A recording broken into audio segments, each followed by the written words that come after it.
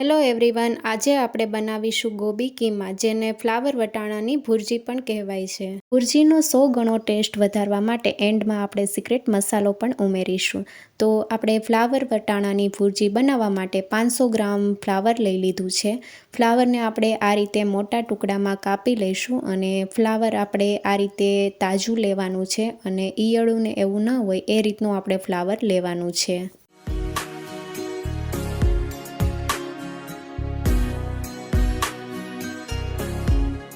તો ફ્લાવરને મેં આ રીતે અલગ ટુકડા કરી લીધા છે અને બંને ફ્લાવરમાંથી આ રીતે મોટી સાઇઝના ટુકડા કરી લીધા છે. તો હવે આપણે ગરમ પાણી મૂકી દઈશું. તો મેં 3 કપ ગરમ પાણી મૂક્યું છે અને થોડું ગરમ થાય એટલે આપણે ફ્લાવરના ટુકડા ઉમેરવાના છે. સાથે સ્વાદ પ્રમાણે મીઠું ઉમેરશું અને મિક્સ કરી લેશું.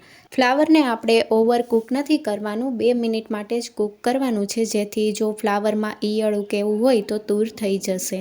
અને આ રીતે પાણી ઉકળી ગયું છે અને 2 મિનિટ થઈ ગઈ છે, તો ગેસની ફ્લેમ બંધ કરી દઈશું અને ફ્લાવરને આપણે આ રીતે ઝારામાં કાઢી લઈશું અને ફ્લાવરને આપણે ઠંડુ થવા દેવાનું છે. તો ફ્લાવર ઠંડુ થઈ ગયું છે અને હવે આપણે આ રીતે મોટા હોલવાળી ખમણી લઈ લેવાની છે અને ફ્લાવરને આ રીતે ખમણી લેશું. ફ્લાવરના બધા ટુકડાને આપણે આ રીતે ખમણી લેવાના છે. તો તમે જોઈ શકો છો કે આ રીતનું છીણ તૈયાર થઈ ગયું છે. તો હવે આપણે છીણને સાઈડમાં મૂકી દઈશું અને આદુ અને લસણની પેસ્ટ બનાવી લઈશું. તો 1 ઇંચ આદુનો ટુકડો અને 4 થી 5 લસણની કળીને આપણે અધકચરા વાટી લઈશું. આદુનું પ્રમાણ થોડું વધારે લેવું, ભુરજીમાં આદુનું ફ્લેવર સરસ આવશે.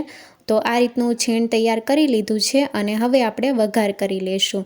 તો કઢાઈમાં મેં 3 મોટી ચમચી તેલ ઉમેર્યું છે અને અડધી ચમચી આખું જીરું, સાથે ચપટી હિંગ ઉમેરશું.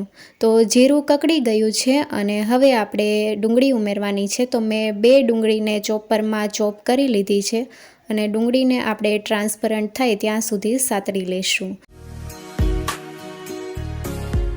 તો તમે જોઈ શકો છો કે ડુંગળી સરસ એવી સતળાઈ ગઈ છે અને આ રીતનો કલર પણ ચેન્જ થઈ ગયો છે. તો હવે આપણે 1 ચમચી આદું અને લસણની પેસ્ટ ઉમેરવાની છે, અડધી ચમચી લીલા મરચાંની પેસ્ટ. બંને વસ્તુને આપણે સાતળી લઈશું જેથી કાચો સ્વાદ વહી જાય. આ રીતે આપણે ડુંગળી પહેલાં સાતળી લેવાની છે અને પછી આપણે આદુ મરચાં લસણની પેસ્ટ ઉમેરવાની છે. જો તમે પહેલાં આદુ મરચાં અને લસણની પેસ્ટ ઉમેરશો તો આદુનો કડવો ટેસ્ટ ભુરજીમાં આવશે. અને હવે આપણે ટમેટાં ઉમેરવાના છે. તો મેં 2 ટમેટાને ખમણીમાં આ રીતે ખમણી લીધા છે. ટમેટાં ઉમેરીએ એટલે આપણે સ્વાદ પ્રમાણે મીઠું ઉમેરવાનું, જેથી ટમેટાં જલ્દી કૂક થઈ જશે. ટમેટાની તમે પ્યોરી કરીને પણ લઈ શકો છો, પણ ખમણીને લેશો એટલે ટમેટામાંથી છાલ અલગ થઈ જશે. તો ટમેટાં થોડા કૂક થઈ જાય એટલે હવે આપણે 1 કપ લીલા વટાણા ઉમેરવાના છે અને વટાણાને આપણે મિક્સ કરી લઈશું. વટાણાને આપણે 8 થી 10 મિનિટ માટે કૂક કરી લઈશું.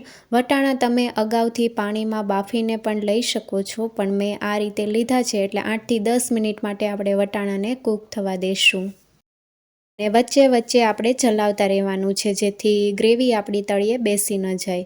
તો વટાણા કૂક થઈ ગયા છે અને હવે આપણે મસાલા ઉમેરશું. તો 1 ચમચી કાશ્મીરી લાલ મરચું પાવડર, અડધી ચમચી હળદર પાવડર, સાથે 1 ચમચી ધાણા જીરું પાવડર ઉમેરીને મિક્સ કરી લઈશું. તો મસાલાને આપણે 2 મિનિટ માટે વટાણામાં સાતળી લઈશું.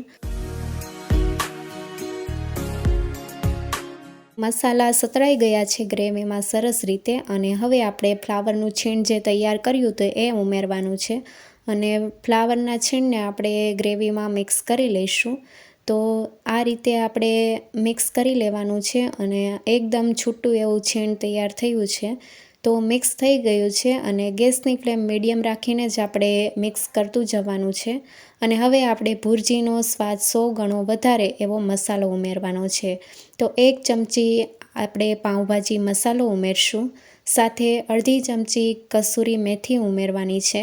કસૂરી મેથીથી સરસ એવો ફ્લેવર આવશે ભુરજીમાં અને મિક્સ કરી લઈશું. તો એકદમ છૂટી ભુરજી તૈયાર થઈ છે. હવે આપણે ફ્લાવરને 8 થી 10 મિનિટ માટે કૂક કરી લઈશું.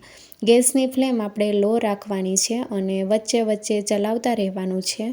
તો ભુરજી તૈયાર થઈ ગઈ છે. હવે આપણે કોથમીરના પાન ઉમેરીને મિક્સ કરી લઈશું અને ગેસની ફ્લેમ બંધ કરી દઈશું. ફ્લાવર અને વટાણાની ભુરજી તૈયાર છે. તો આપણે પ્લેટમાં સર્વ કરીશું. ગરમા ગરમ ભુરજીને તમે રોટલી અથવા બ્રેડ સાથે સર્વ કરી શકો છો.